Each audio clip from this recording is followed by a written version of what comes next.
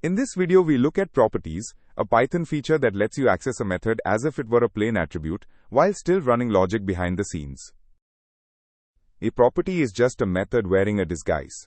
You decorate it with @property, and Python lets callers read it without parentheses, while still running your code every time they do.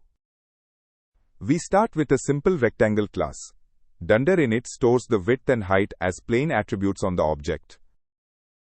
The @property decorator transforms the area method, so callers can write r.area instead of r.area with parentheses.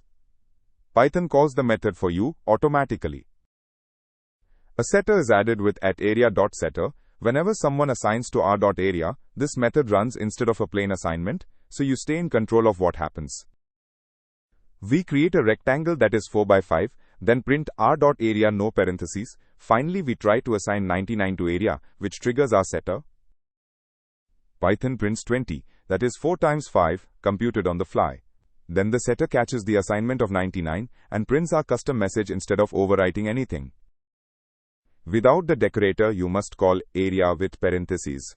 With @property, the caller just writes r.area, and Python handles the call invisibly, giving you the best of both worlds.